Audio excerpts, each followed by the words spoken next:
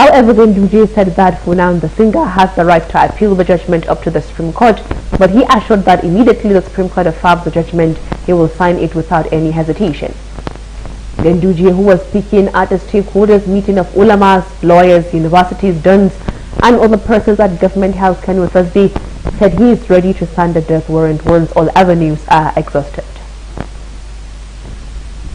The Emir of Ilorin, Alhaji Ibrahim Sulu Gambari, and the Emir of Kano, Alhaji Aminu Ado Bayero, yesterday expressed their readiness to ensure that the age-long cordial relationship that exists between the two emirates continues to blossom.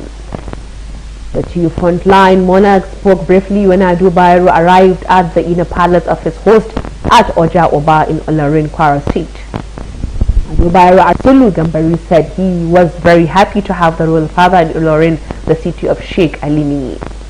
He said his visit on Thursday is historical in the history of both Kano and Ilorin Emirates. Responding, the Emir of Kano said he is happy to be in Ilorin and he thanked the people of Ilorin for the wonderful reception. He is overwhelmed. The chief imam of Ilorin, Sheikh Muhammad Bashir Salihu, had in a brief prayer asked Allah to grant Sulu Gambari and Ado Bayero long life and peaceful reign in their respective emirates. Prominent traditional rulers in Kwara State who had joined Sulu Gambari to welcome the Emir of Kano also called for the strengthening of the ties between Kano and Ilorin Emirates. The Emir and members of his entourage were received by a mammoth crowd, which also gave them a rousing reception. Cultural dancers and drummers also found their ways into the airport to welcome the august visitor, and sounds of drums and songs rent in the air. Commercial tricycle riders, conveyed residents also stormed the Ilorin International Airport to pay obeisance to the Emir of Kano. Some horse riders dressed in beautiful regalia were stationed at the Ilorin General Hospital area on Lagos Road to receive Ado Bayero and lead him to the palace of the Emir of Ilorin. Security personnel from the Nigeria Police Force, DSS, NSPDC, and even the local vigilantes were mobilized into the street and inside the airport to maintain law and order. The news is coming to you live from the News and Current Affairs Department of Rahma Television. The news will continue after the break. Stay tuned.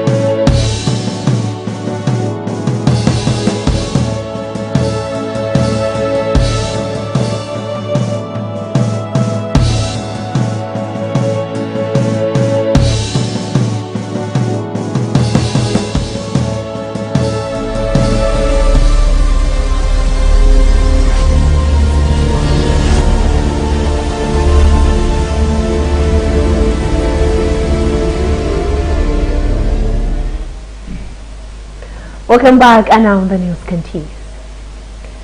A serious gully erosion has given River Ikuli a tributary of the River Nand an insatiable appetite for houses in the Ogborogoro community of Yenagoa, the state capital.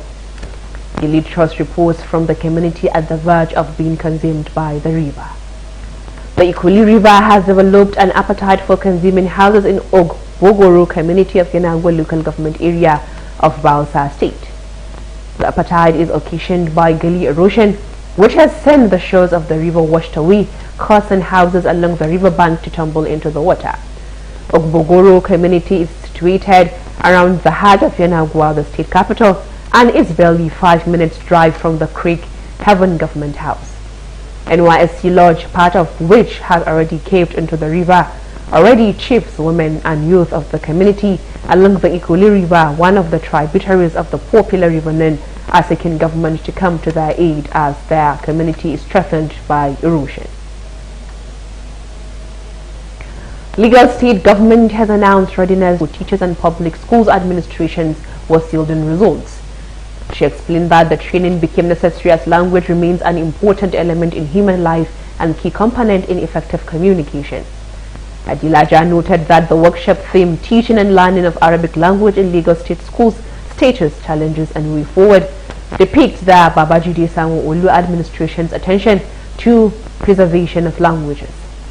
The official said psychological studies found that speaking two or more languages was a great asset to individuals.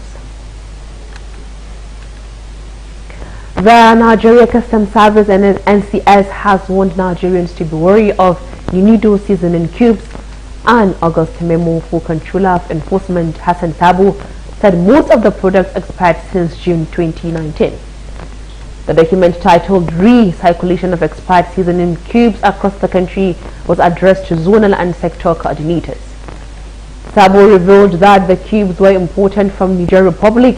The official noted that some of the food condiments were spotted at Gumal local government area of Jigawa State. The product, believed to have been imported from the neighboring Niger Republic, has expiration date of 28 June 2019 and is currently being sold at the Central Market Gumal by some retailers. Sabo warned that the importation of expired food items and other contraband goods through porous borders constitutes huge economic and health challenges. A yet to be identified helicopter has crashed in the OPB area of Lagos State. It was gathered that the copter dropped from the sky around 12 noon at the Salvation bus stop in OPB. Sa Okumbo confirmed the incident to our correspondent in a telephone conversation. And now to foreign sense. A court has ruled the call to prayer at a mosque was too loud and ordered it toned down after a complaint from a nearby resident. Judge Sidwell Mungadi from the KwaZulu-Natal High Court in Durban issued a court order against the mosque to ensure its call to prayer is not audible inside a neighbor's house across the street. The case was brought by Chandra Elori, who lives opposite the Madarash Telamuddin Islamic Institute in Isipingo Beach. On Wednesday, the Isipingo Institute said it will appeal the ruling. Arab coalition forces have intercepted a Houthi drone laden with explosives targeting Saudi Arabia. The drone was heading towards civilian targets in Saudi Arabia's southern region, spokesman Colonel Turki Al-Maliki said.